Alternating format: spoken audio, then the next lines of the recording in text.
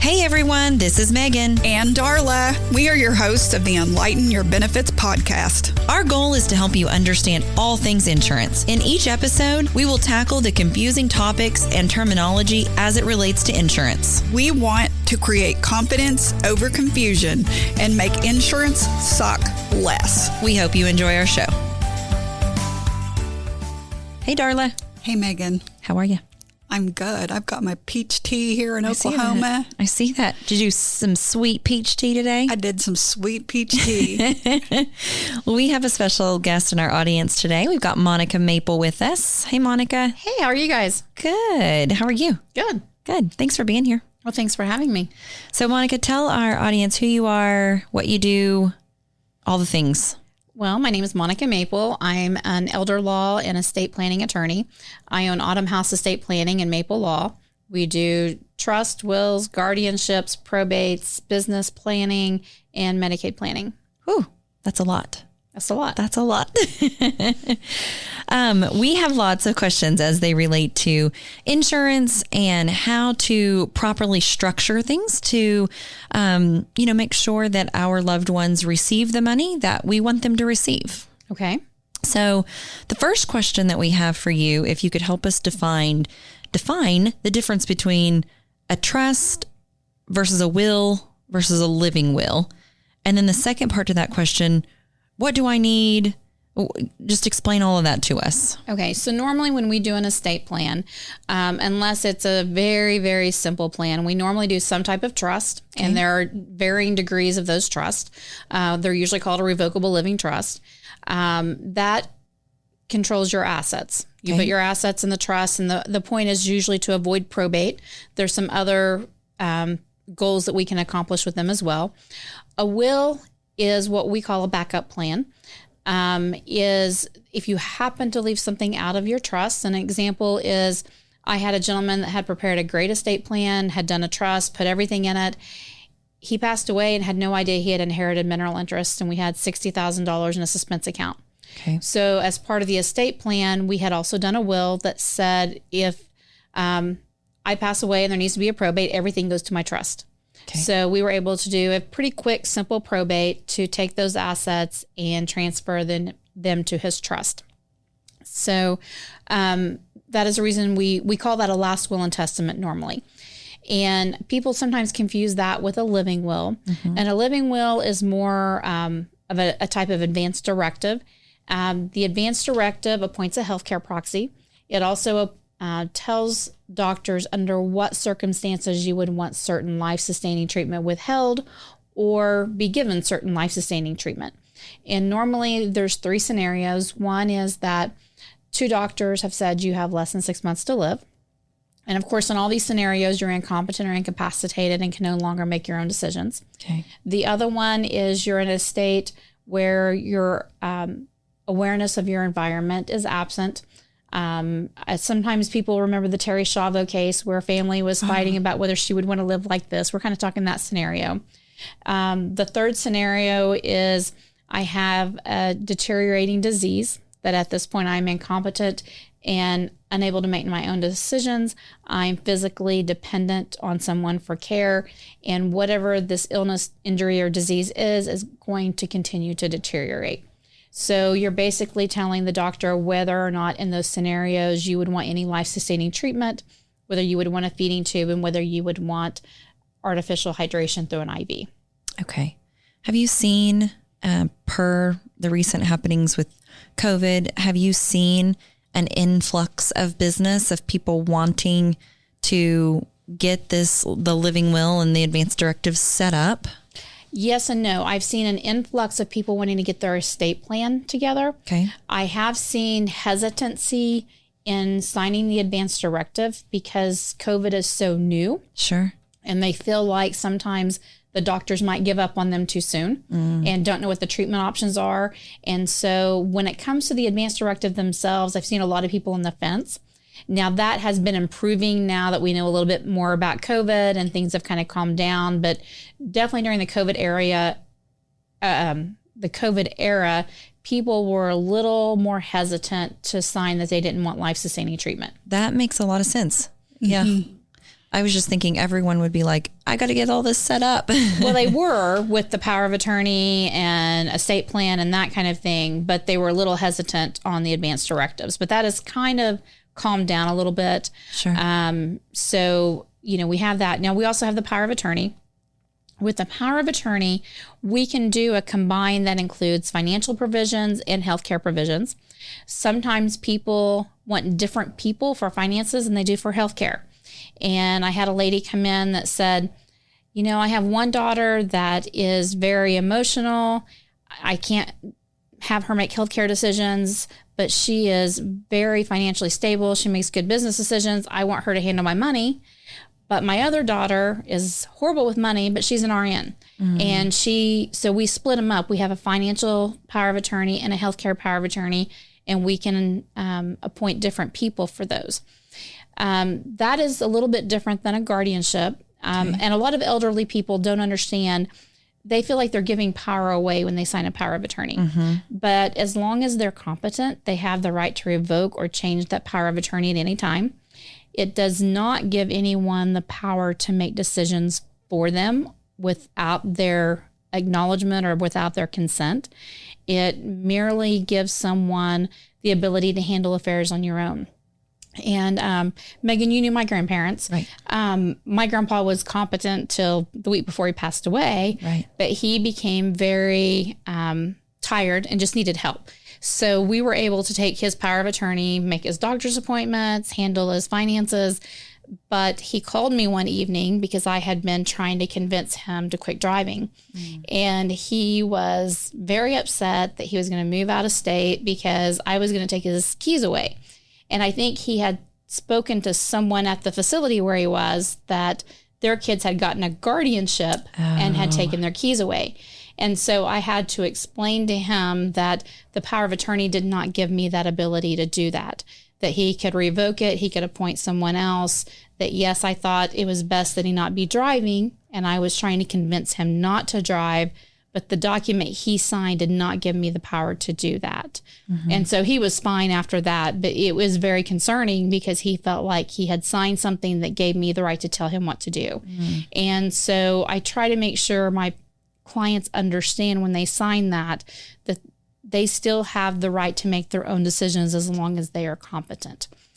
If there's not a power of attorney in place and someone becomes incompetent, at that point, the only thing you can do is get a guardianship. Okay. And have the court determine the person is incompetent or incapacitated and needs a guardian either over the person or the estate, which basically the person would be healthcare decisions, the estate would be over their property. So is there a way that you could get a guardianship prior to one being incompetent, or does a guardianship occur after that kind of point of no return, if you will? After the point of no return, because when they're competent, they have the right to make their own decisions. Right. And so that's where we try to get people to do a power of attorney because, you're here, a power of attorney is a few $100s. A guardianship is several $1,000s. I see. Where it gets kind of dicey and where it gets kind of difficult, and I've had this come up, where the person is continuing to handle their own affairs, but probably is not really able to do that. A power of attorney does not allow you to take that power away from them. So I've had issues where people were being scammed, thought they could handle their own finances, and the power of attorney, yes, allowed my client to go talk to the bank, allowed them to do things on their behalf, but it didn't allow them to take mom off the checking account. And so in that scenario, sometimes we have to kind of go ahead and get a guardianship and take power away from mom or dad if they are not acting in their own best interest. Sure. If it's a safety concern. Goodness. Well, thank you for defining all of that. That's a lot. We talked a lot here about, as we're getting older. But, for those of us who are, 30s, 40s, what kind of items would you suggest, as a family, as a mom, as a dad, as a working class individual? Would you suggest that, our listening audience have some things set up? And if so, what? Well, I think everyone needs to have an estate plan. Okay.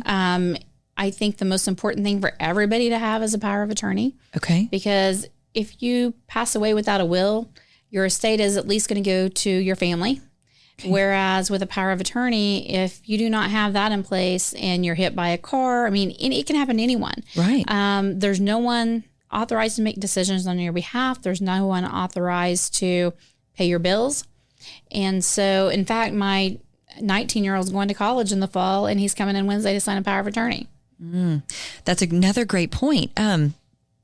Excuse me. I actually had this happen a couple of months ago.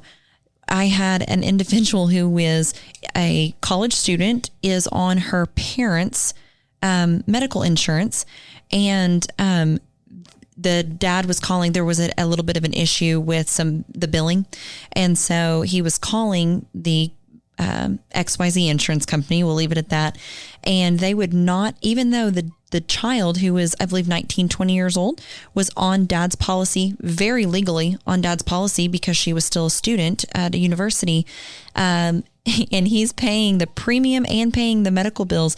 They would not answer any questions as it pertained to her medical service because she was over the age of 18 and he did not have a proxy or a medical power of attorney in place. That is correct. And the other issue that comes up is if your child's away at college and something were to happen, the hospital is not going to release any information over the telephone. That's huge. Yeah. So yeah, even at the rightful age of 18, right. We need to, and I can also see where that would be challenging. Gosh, you're 18 years old and you're flying the coop, you're going to college and you've got all these rights and you're a grown up now. Gosh, I don't want to sign my mom up to have permissions to ask questions.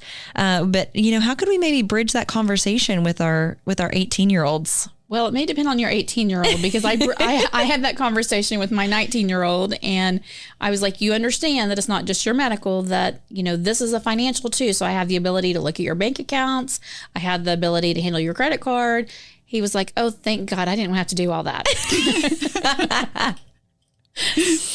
But just because you have the rights or the abilities, legally to do that, it doesn't mean that as a parent you would even want to. This is really just going to be used as an emergency style situation. Like you said, if you're right, that's the way it should be used. I mean, even with my son, I'm trying to force him to pay his own bills and take care of his own accounts and help him do that. But if there's something that comes up, I do have the ability to do it. To step in and kind of help. Right. So we said at the age of 18, we really need to take a look at least the power of attorney. Right. And then at what point do you think that we need to look at a trust? It really depends more on your family dynamic and your financial situation. Okay. The one thing, even if you don't have a whole lot of money, if you have children, you probably should at least do a simple will that names a guardian. So that if something happens to you, who's going to take your child after that? If you don't have that in place, sometimes there's a family war over who's going to take the children. Mm-hmm. And so a simple will would at least tell people who you want to be guardian of your children. Once you start accumulating assets and you have a home and you have life insurance, at that point, you need to start looking at a trust. Like for me, for example, I mean, we have a ranch and we still have a lot of mortgages and that type of thing. But because of that, we have a lot of life insurance. Right. And so while we may not have a huge financial statement, if something were to happen to us, there's quite a bit of money to make sure our children are taken care of. And so even at that point, when you start getting life insurance, you should look at maybe setting up a trust. Okay.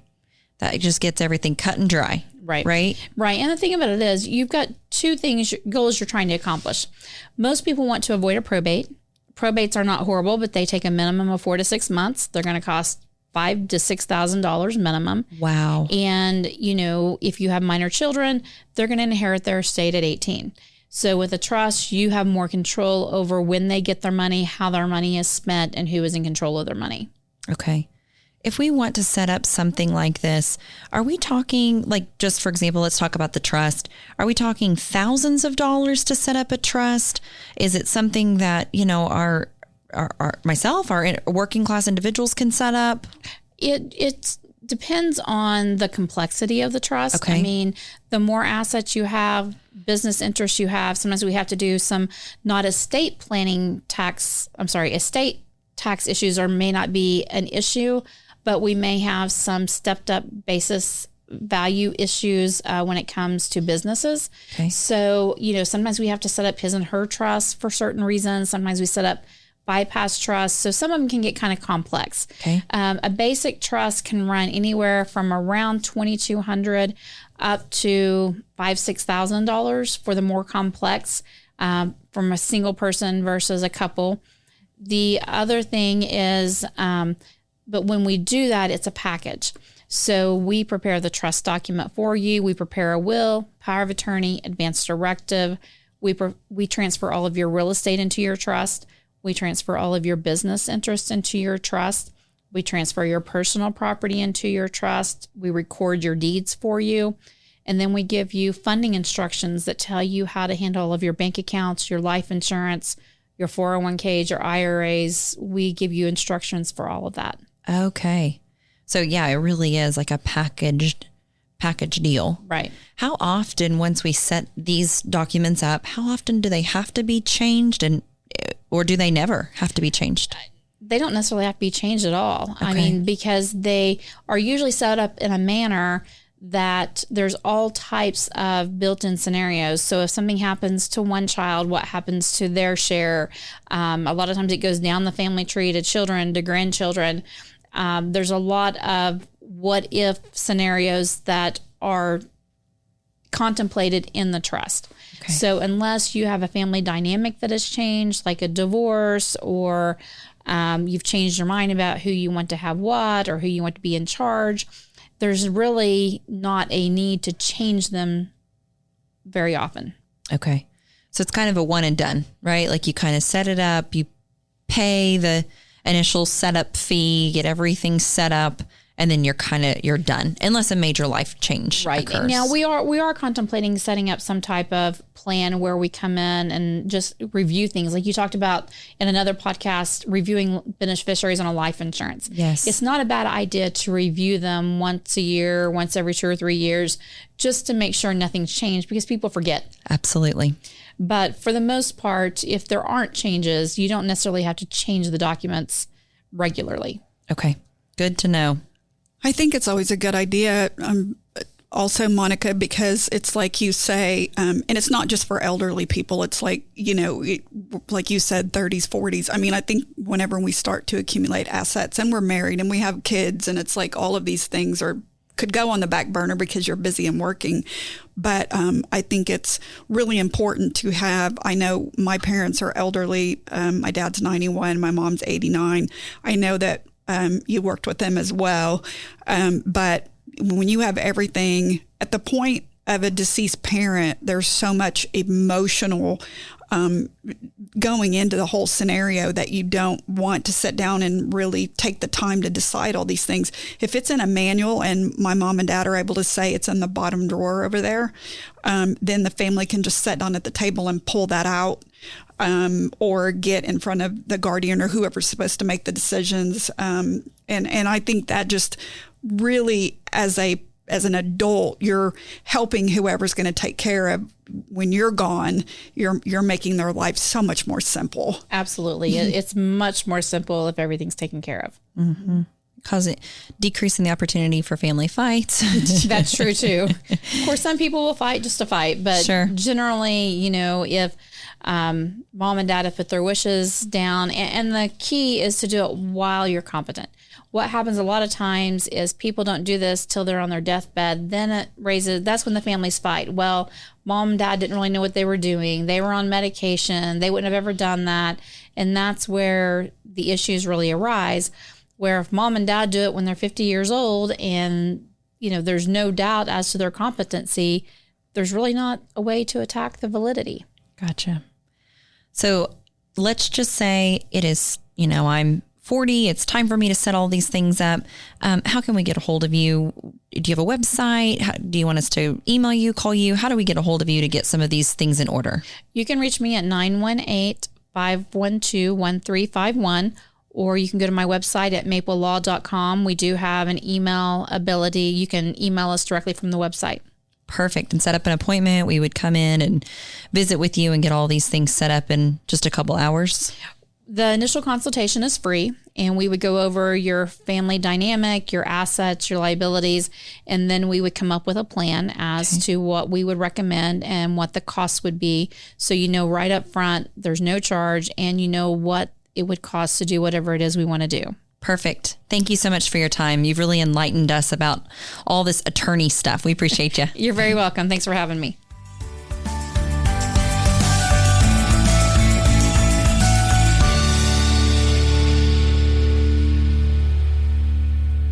Disclaimer. Subjects that we discuss on the podcast are meant to be used as topics of conversation. All figures given are sheer examples. All information is subject to change and probably has changed since the airing of this podcast. Rates and figures change depending upon the demographic in which you live. Anything discussed in this podcast is our opinion. We do not represent Medicare, any governmental agencies, or any of the carrier partners on the show. Each person should do their own research on the various websites to ensure accuracy.